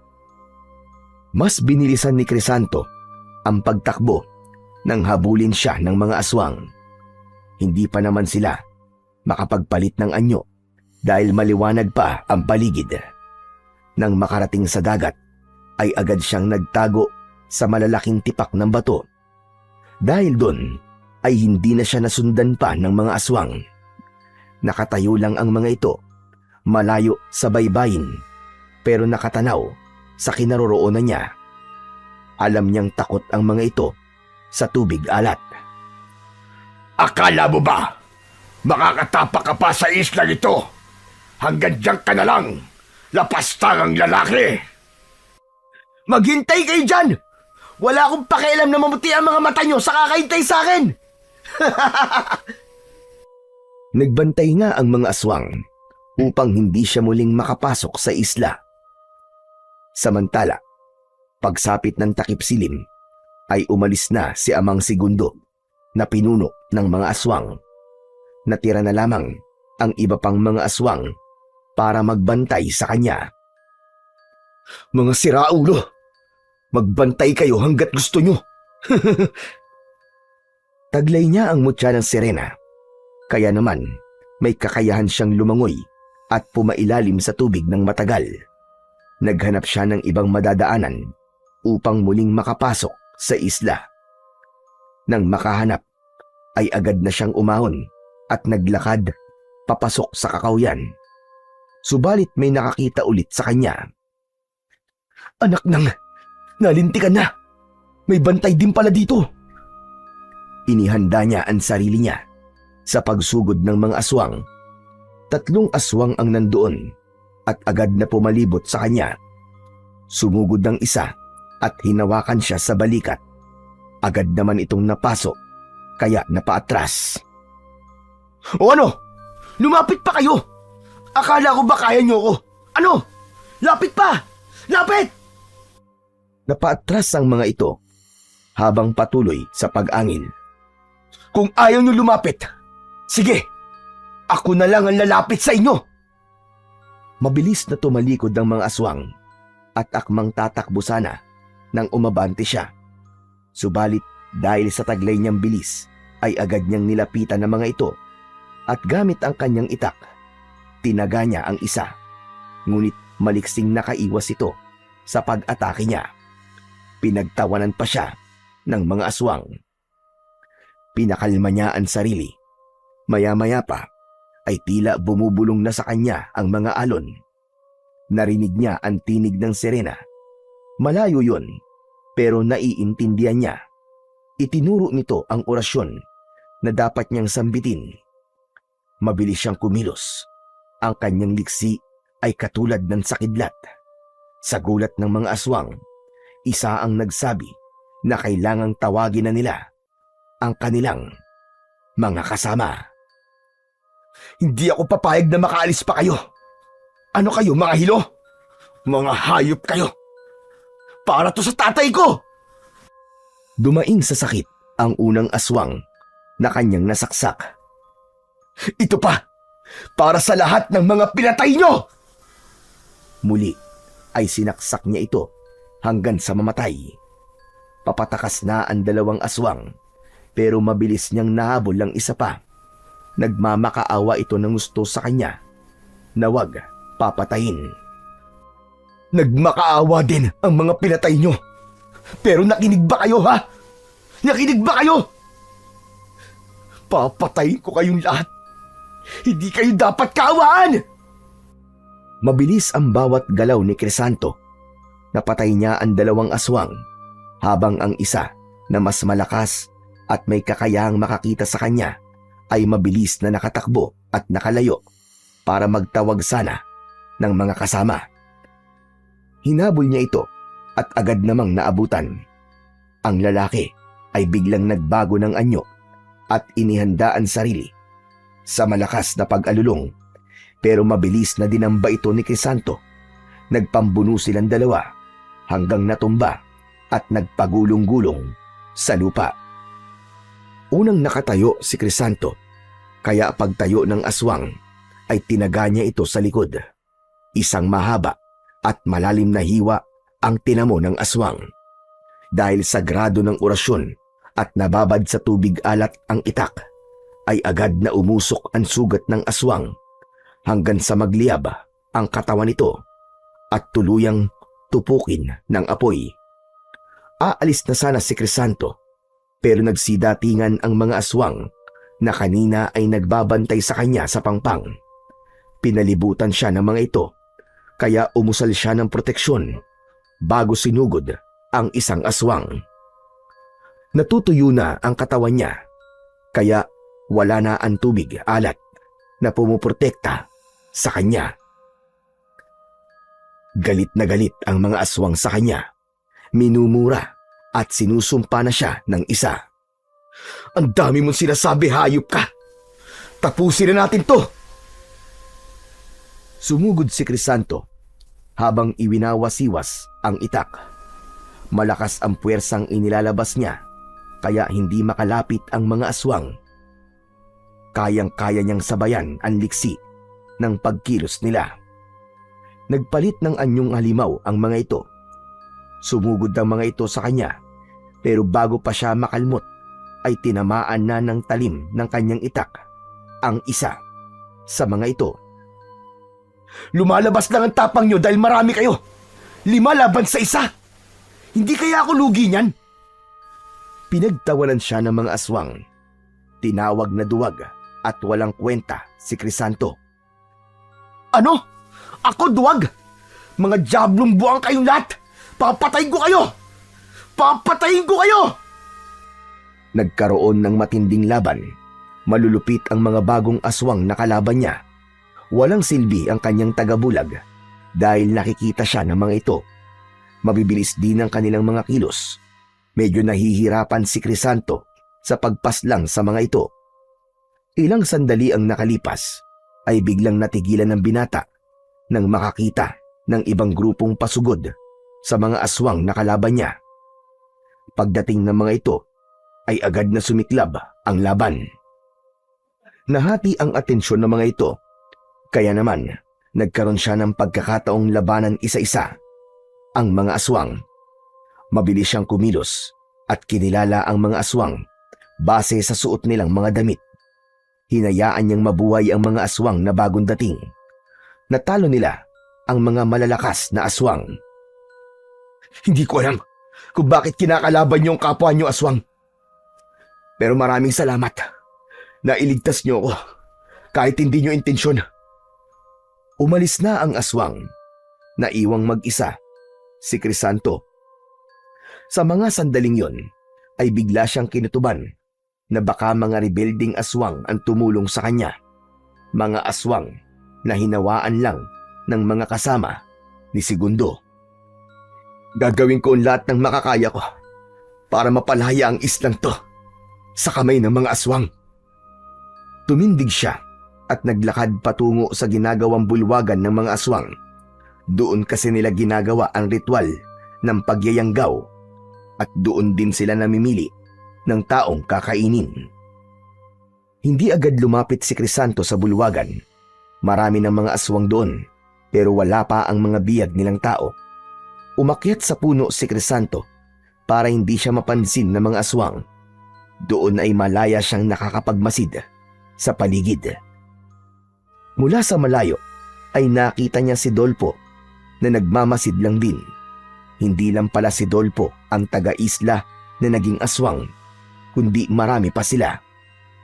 Hindi niya alam kung kakampi pa rin ba nila ang mga ito o kalaban. May lumapit na aswang sa pinaka-leader. Narinig niyang sinabi nito ang tungkol sa kanya na hindi na siya mahanap. Galit na galit ang leader sa kanyang narinig. Pero ilang sandali lang ay huminga ito ng malalim at saka kumalma. Hayaan na ninyo. Wala rin naman siyang magagawa laban sa atin. Mamamatay lang siya kung susugod siya dito ng mag-isa. Mabuti pa ay tawagin mo ng lahat para makapagsimula na tayo. Aalis na sana ang aswang, pero muli siyang tinawag ng pinuno. Dahil hindi ko mga biyag, ako ang pipili kung sino magiging pagkain ngayong gabi. Napagtanto ni Crisanto sa mga oras na yon, nakampante ang mga kalaban niya sa kanya. Akala ng mga ito ay mahina siya. Sa ganung paniniwala ay alam niyang hindi na siya pag-aaksaya ng oras ng mga ito. Kaya naman, agad niyang kinondisyon ang sarili. Nasimulan na ang planong paglipol sa mga aswang dahil hindi niya nakakayanin pa na may mamamatay sa mga kababaryo niya. Nakakaramdam siya ng matinding kaba at takot. Kaya naman, Nagdasal siya ng taimtim. Diyos ko, kayo na po ang bahala sa amin. Tulungan niyo po kaming labanan ng mga kampo ng demonyo. Huwag niyo po kaming pababayaan. Matapos magdasal, ay muling pumikit si Crisanto para pakinggan ang dagat. Muli, isang orasyon ang kanyang sinundan. Sinambit niya ang orasyon para sa proteksyon. Inundisyon niya ang sarili hanggang sa maramdaman na niya ang paggapang ng init na nagmumula sa mutya ng sirena papunta sa buo niyang katawan. Nang magmulat na ng mga mata si Crisanto, ay nakita niya na ang grupo ng mga tao sa isla na naglalakad papunta sa bulwagan. Walang tali ang mga ito kasi kampante ang pinuno ng mga aswang na walang makakalabas ng buhay sa islang yon. Nakita din ni Crisanto si Isabel na binubulungan ang katabing lalaki. Nagtitinginan ng mga ito, kaya alam ni Crisanto na nagawa ng maayos ni Isabel ang iniutos niya rito. Nasa gitna ng bulwagan ang mga tao habang ang mga aswang naman ay nakapalibot sa kanila. Simulan na ang pagdarasal! Pagdarasal para sa punyong demonyo! Pwe! Lapastangan ka! Kayo ang lapastangan! Mga hayop kayo! Nilapastangan niyo ang buhay ng lahat dito! Matapang ka talaga, babae. Hanga ako sa'yo. Pero bakit ayaw mo sumanib sa amin? Yan tapang mo na yan. Magagamit ko yan sa mas mahusay na paraan kapag pumanig ka sa amin. Patayin mo na lang ako kaysa maging kapanalig niyo ako, mga hayop! At talagang ayaw mo? Sige, kung ayaw mo maging kakampi, pues, ituturing na kita ngayong kaaway. Sige mga kasama, lagyan ng busal ang bibig ng babaeng yan.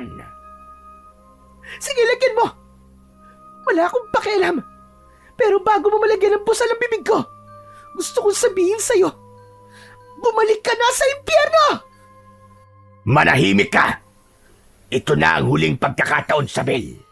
Kung hindi ka pa rin papayag na maging kaanib namin, gagawin na talaga kitang pagkain. Hayop ka! Hayop! Sa itaas ng puno ay panay naman ang bulong ni Crisanto. Grabe ang tapang ng babaeng to. Baka ikapahamak mo ang katabilan ng dila mo, Sabil. Ilang sandali pa, nakita ni Crisanto na nagsiluhod ang mga aswang sa puon nila. Nakatayo naman si Amang Segundo habang umuusal ng ritual. Nakapikit ang mga aswang. Yun ang hinihintay na sandali ni Crisanto. Bumaba siya sa puno at dahan-dahang lumapit. Nag-ingat siya ng mabuti upang hindi siya maramdaman ng mga aswang. Nang makalapit na siya, ay binilisan niya na ang pagkilos bago pa siya maramdaman ng mga ito. Agad niyang iwinasiwas ang hawak na itak at 2 aswang kagad ang natumba. Isang aswang ang nagmulat ng kanyang mga mata at laking gulat niya nang makita ang dugoang mga kasamaan. Sisigaw pa sana ito pero naunahan ni Crisanto. Nasaksak na ito bago pa man siya makapag-ingay. Pero naramdaman na ng ibang aswang ang kanyang presensya. Talagang ngayon ka pa ng gulo kung kailan nagre-ritual kami. Wala akong pakialam sa ginagawa niyong ritual. Huwag mong bastusin ang aming ginagawang ritual. Isa kang lapastangan. Papatayin kita. Pagbabayaran mo ang pagpatay mo sa tatay ko. At ano ang tingin mo sa sarili mo? Malakas? Kaya mo ba kaming lahat? Sige, pagbibigyan kita. Ako ang kalabanin mo. Subalit, bago pa sila maglaban ng pinuno, ay agad na sumigaw si Crisanto. Binigyan niya na ng hudyat si Isabel. Isabel! Ngayon na! Nang marinig ito ng dalaga, ay kagad siyang tumayo. Tumakbo silang lahat kasama ang mga kalalakihan. Agad yung pinigilan ni Segundo. Magsitigil kayo sa pagtakbo! Kapag nahuli namin kayo, mamamatay na kayong lahat!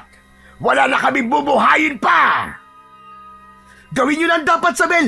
Ako nang bahala dito! Sige na! Mas binilisan pa ng mga tao ang pagtakbo. May ilang pumigil sa kanilang mga aswang. May ilan na nasugatan pero walang huminto. Pupunta sila sa kakawyan kung saan nakatago ang mga sibat. Hindi nila pinansin ang pag-aalburuto ng pinunong aswang at ang paghabol sa kanila ng mga aswang. Lahat ay sabik, lumaban para sa kanilang kalayaan. Walang yakan lalaki ka!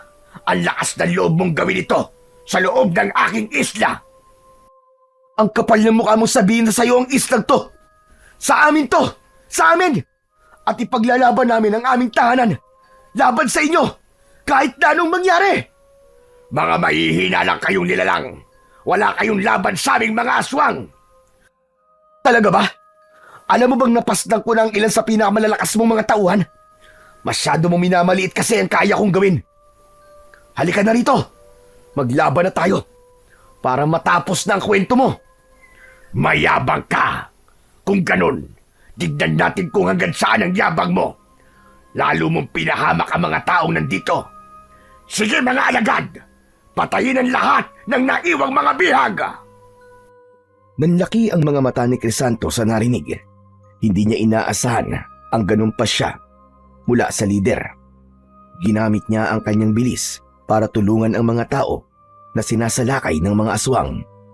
Humalakhak ng malakas si Segundo pero nagulat ito nang makita si Dolpo at ang ibang mga nayanggaw nila. Kinakalaban ng mga ito ang kapwa nila aswang. Dolpo, traidor ka! Matapos mong traidorin ang mga kababayan mo, kami naman ang tatraidorin mo ngayon!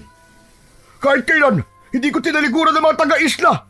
Pumayag lang ako maging aswang para may lakas akong patayin ka. Ikaw ang pumatay sa mag-ina ko, kaya't papatayin din kita! Dolpo, wag! Hindi mo siya kayang labanan! Crisanto! Ako nga to! Iligtas mo mga kababayan natin! Ako na ang bahala sa matandang aswang na yan! Salamat! Salamat at buhay ka, Crisanto! Maya-maya pa ay dumating na sina Sabel at ang lahat ng mga kalalakian. May bitbit silang mga sibat. Subalit bago pa makalapit ang dalaga ay nakita niya ang isang aswang na sumugod mula sa likuran ni Dolpo. Dolpo! Sa likod mo! Sa pagsigaw ni Sabel ay napalingon sa likod si Dolpo. Nakita niya ang aswang na pasugod sa kanya. Mabilis siyang nakailag. Tinulungan naman ni Crisanto si Dolpo at tinaga ang aswang. Handang-handa na ang lahat na ipaglaban ang kanilang isla. Maging si Sabel ay handa na ring makipagpatayan. May pagtanggol lang ang mga walang kakayahang lumaban. Ang pinuno naman ng mga aswang ay halos magwala sa galit, lalo na nang makitang marami na ang mga namatay. Nakapanalig nitong aswang. Mga inutil! Nasa na ang ibang mga alagad ko? Huwag ka nang maghanap! Inisa-isa ko na mga inaasahan mong alagad! Patay na silang lahat! Hindi maaari! Hindi maaari! Isuko mo na ang buhay mo para hindi ka na mahirapan! Papatayin kitang walang hiya ka! Sumugod ang pinunong aswang habang nakaumang ang mahahabang kuko nito. Nagpalit anyong halimaw ito pero hindi nagpadaig si Crisanto. Kayang-kaya niyang sabayan ang galaw ng kanyang kalaban kahit gaano pa ito kabilis. Ang ibang mga aswang naman ay nagpalit anyong uwak at balak ng tumakas. Dumampot ng bato si Dolpo at ibinala sa tirador na palagi nitong dala.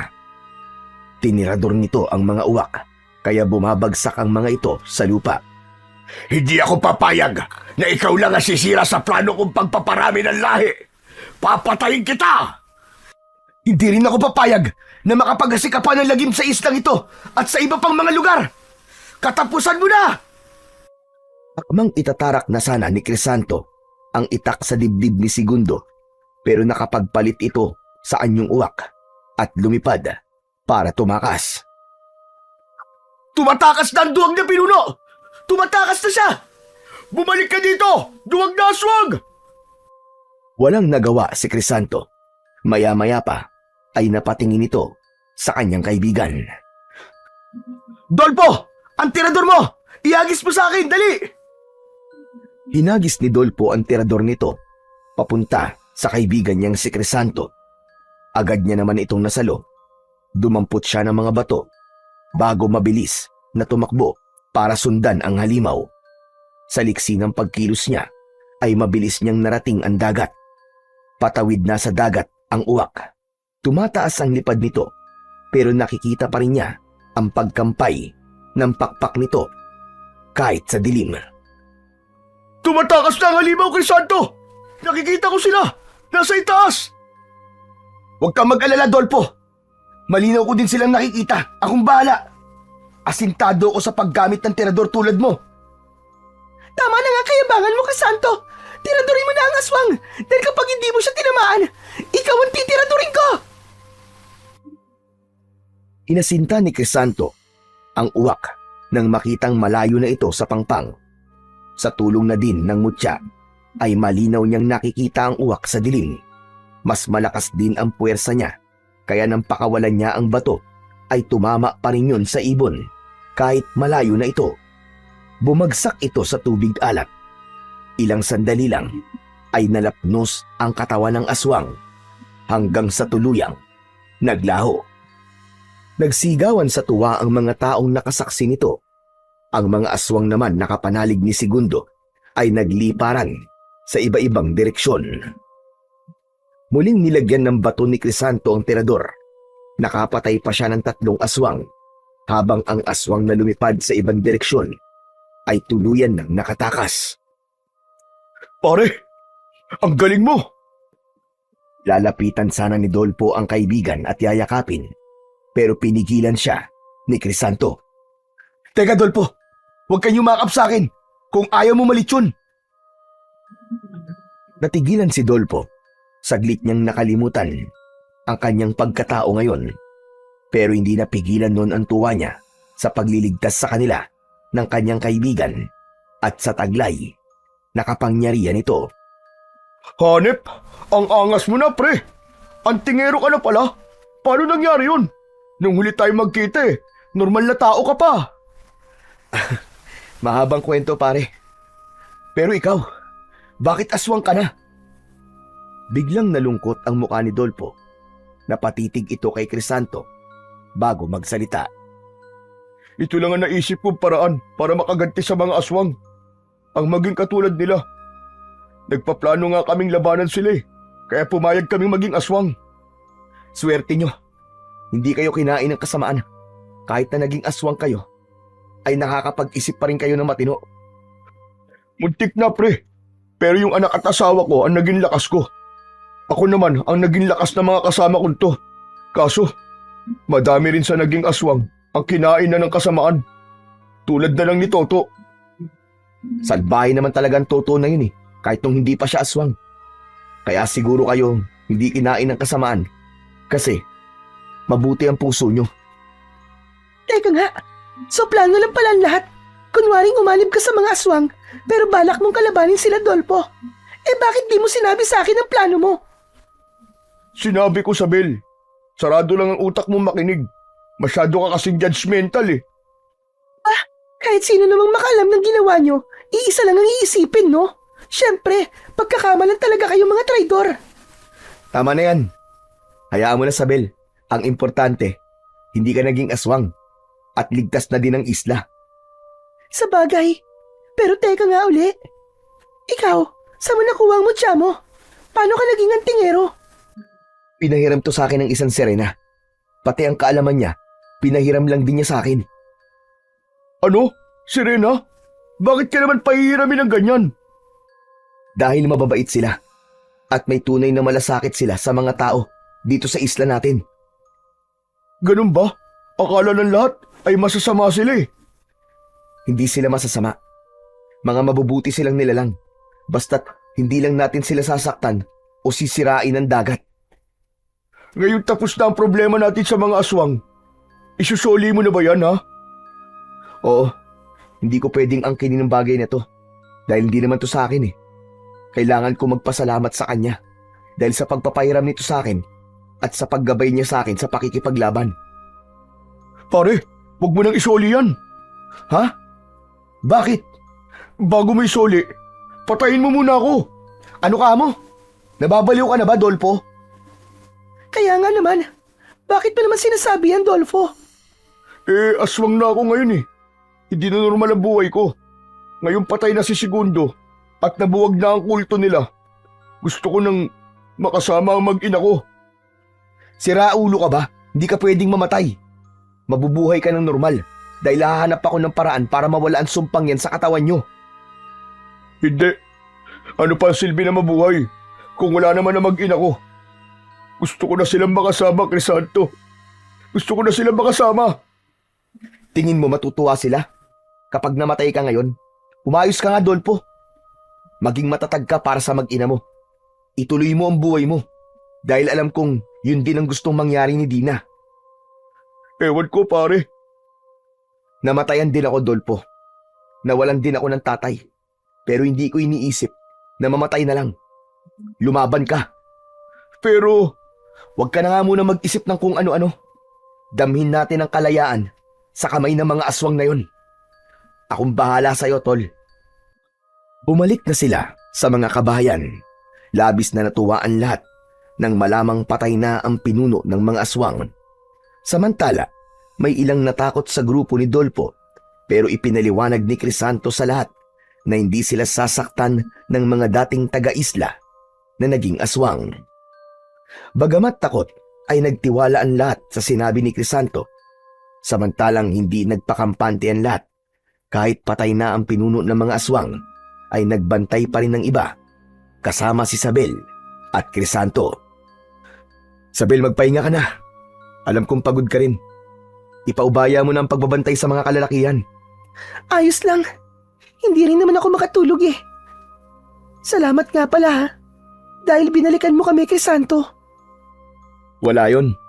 Hindi rin naman kakayanin ng konsensya kong pabayaan kayo dito eh. Talagang umalis lang ako para makahanap ng tulong. Mabuti na lang dahil nahanap ko ang Serena. Patawad, Crisanto ha. Dahil napag-isipan pa kita ng masama. Alam mo, kung nakikita tayo ni Itay at Aling Wana, tsak na matutuwa ang mga yon. Kasi ito ang unang beses na nag-usap tayo na hindi nag-aaway. Sigurado yun. Gustong-gusto pa naman nilang tayo ang magkatuluyan. Pero maiba ko. Ibabalik mo na ba ang mutyang pinahiram sa'yo ng Serena? Makikiusap ako sa kanya na wag na. Gusto ko pang isaayos ang lahat dito sa isla. Tumango si Sabel. Marami pa silang napagkwentuang dalawa hanggang sa hindi na nila namalayan ang pagsapit ng umaga. Aalis na muna ako, Sabel ha. Kakausapin ko lang ang Serena. Sige, mag-iingat ka. Lumusong na siya sa dagat. Hinayaan niya ang sarili na tangayin ng mga alon. Pumikit siya habang nasa ibabaw ng tubig. Maya-maya pa ay may narinig na siyang tinig. Nakita niya ang sarili sa lugar kung saan niya unang nakita ang mahiwagang Serena. Magiliw siyang tinanggap ng Serena. Kaibigan, ayos lang ba sa'yong humiling pa ako ng isa pang tulong? Anong kahilingan? Sabihin mo lang, Crisanto. At kung kaya ko, ay ibibigay ko sa'yo. Gusto ko sanang hiramin muna ang mutya hanggang sa maayos ko ang isla. May mga nayanggaw kasi ang mga aswang, kaya gusto kong hanapan ng lunas. Hindi na kailangan maganap ng lunas. Ang mutya namin ay maaasahan din sa panggagamot. Pwede mo yung gamitin at siguradong gagaling sila. Pero pagkatapos nun, ay isauli mo na sa akin dahil mahalaga sa amin ang mutya na yan. Muli ko yung ipagkakatiwala sa'yo. Salamat talaga ng marami sa'yo, kaibigan Serena. Pero may kapalit na ang hiling mo na ito, Crisanto. Ano? Anong kapalit? Sinagot ito ng Serena. Bahagyang naguluhan si Crisanto, pero maya-maya pa ay pumayag na rin. Handa siyang magsakripisyo, alang-alang sa kanyang mga kasamaan. Samantala, ibinahagi na sa kanya ng Serena kung paano niya magagamit ang mutya sa panggagamot. Magagamit mo ang mutya ng Serena. Ibabad mo to sa tubig ng isang buong magdamag. Dasalan mo bago ipainom sa kanila. Ganun lang pala kadali ang lahat. Salamat talaga. Salamat sa tulong mo, kaibigan Serena. Pagbalik niya sa kubo, ay ginawa kagad niya ang bilin ng Serena. Ibinabad niya ang mutya sa tubig at pagkatapos ay hinayaan muna niya para mababad ng matagal. Dumating naman si Isabel na may dalang mainit na sinigang na isda. Dinalang kita ng pagkain. Alam ko kasi na hindi ka nakapagluto. Hoy, walang gayuma yan ha. Nako, kahit may gayuma pa to, kakainin ko to. Oo nga pala, nasan si Dolfo? Nandun sa bahay niya nagmumukmok. Ano bang ginagawa mo rito? Gumagawa ako ng gamot para mabalik na sa dati ang mga nayanggaw. Kailangan ko ng tulong mo, Sabel. Oo naman, maaasahan mo ako dyan. Huwag mo rin sanang pababayaan si Dolfo. Gabayan mo siya. Kasi baka totohanin niya ang kagustuhan niyang mamatay. At kapag okay na ang lahat, huwag mong pababayaan ang mga tao dito sa isla. Teka, sandali nga. Bakit parang nagbibiling ka? Aalis ka ba sa isla? Hindi ko nasabi sa'yo. May kapalit kasi ang tulong ng Serena sa atin eh. Anong kapalit? Kailangan kong tumira kasama nila habang buhay. Ano? Totoo ba yan? Malungkot na tumango si Crisanto. Napuno naman ng luha ang mga mata ni Isabel bago yumakap sa kanya. Hindi na rin niya napigilang umiyak bago tumugon sa yakap ng babae. Alam mo ba kung bakit lagi akong galit sa'yo, ha? Hindi mo kasi ako pinapansin. Tapos kapag napansin mo naman ako, tinatrato mo akong parang si Dolfo. Hindi mo ako tinatratong babae. Kahit naman ganito ako, babae pa rin ako. Sorry na, Isabel. Akala ko kasi one of the boys ki. Manhid ka lang kasi. Kahit si Inay at si Mang Tiborcio, ramdam na may gusto ko sa'yo. Talaga? May gusto ka sa akin? Sinabi ko na, di ba? Hindi ko na uulitin yun. Pasensya ka na, Isabel. Pero, ibaling mo na lang sa iba ang nararamdaman mo. Alam ko naman na hindi ako ang tipo mo eh. Kaya sige lang. Ano ba yan? Sige na nga, kumain ka na. Baka lumabig yun sa baw eh. Bukas babalik ako dito para tumulong sa panggagamot. Kanina pa nakaalis ang babae, pero nakatulala pa rin si Crisanto. Alam niya sa sarili na may damdamin din siya kay Isabel, pero hindi niya na dapat sabihin dahil aalis na siya. Kinabukasan ay nanggamot na sila ni Isabel. Dinadasalan niya ang mga tubig at ito naman ang nagpapainom sa mga nayanggaw. Matapos makainom ay nagsuka ang mga ito hanggang sa lumabas ang napakalapot at nangingitim na laway. Naging matagumpay naman ang gamutan nila. Nakabalik na sa normal na pamumuhay ang mga taga-isla. Nang maisaayos ni Crisanto ang isla, ay tsaka naman niya hinarap ang obligasyon niya sa Serena. Kailangan niyang tuparin ang ipinangako niya dito, kapalit ang tulong na ibinigay nito. Nang gabing yon ay naglakad si Crisanto papunta sa dagat. Hindi na niya nakita ang lihim na pagtanaw ni Isabel. Lumusong si Crisanto sa dagat.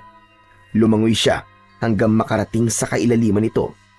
Mula doon ay tila hinihigop sa kung saan ang kanyang katawan hanggang mamalayan na lang niyang nasa mundo na siya ng mga sirena. Doon ay namuhay siyang payapa pero puno ng kalungkutan.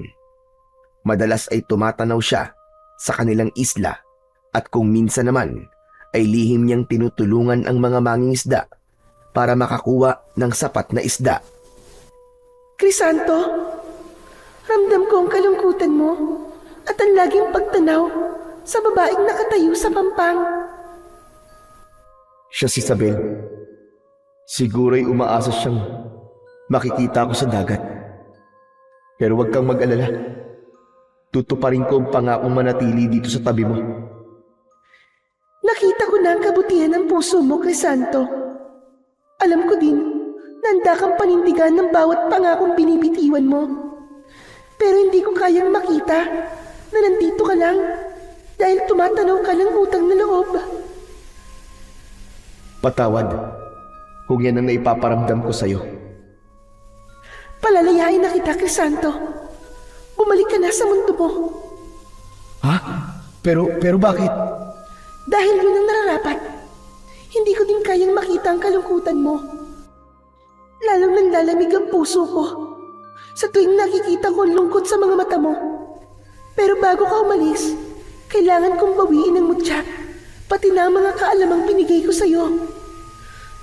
Salamat, kaibigan. Napakabuti mong talaga. Sana, huwag mong alisin ang alaala ko kasi gusto kong habang buhay na maalala ang kabutihan na ginawa mo sa amin. Hinawakan ng Serena ang ulo niya. Pakiramdam niya ay sasabog ang ulo niya, lalo na nang maramdaman niyang parang hinihigop ito. Pagkatapos ay nakarinig siya ng isang malamyos at napakalungkot na awit.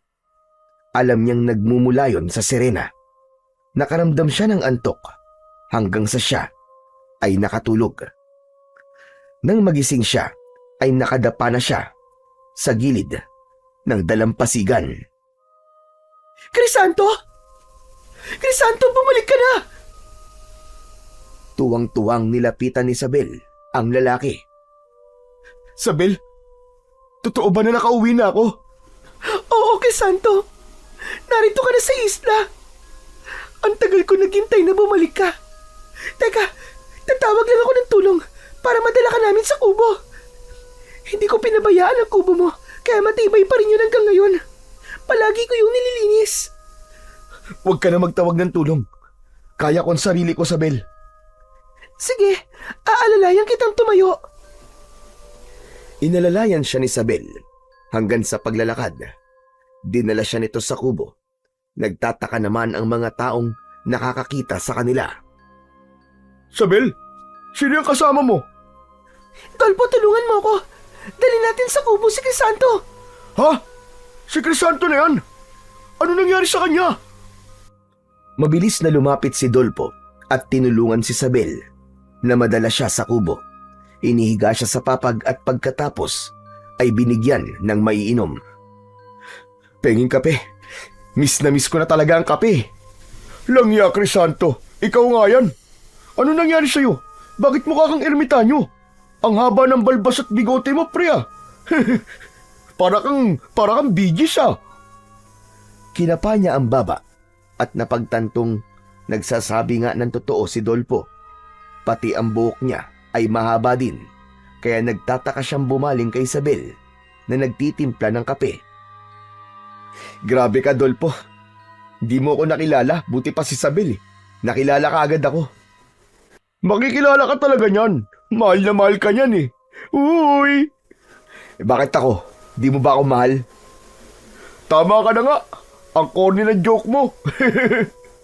Kita mo to, ikaw ang nauna eh. Di naman ako nagbibiro eh. Mahal ka naman talaga ni Isabel eh. Pero teka, ano ba kasi nangyari? Bakit nawala ka? Kung saan kita hinanap, ang hirap pa naman kapag wala ka. Halos 1 taong ka ding nawala ah. Miss na miss ka namin, Crisanto. Tama na nga, Dolpo.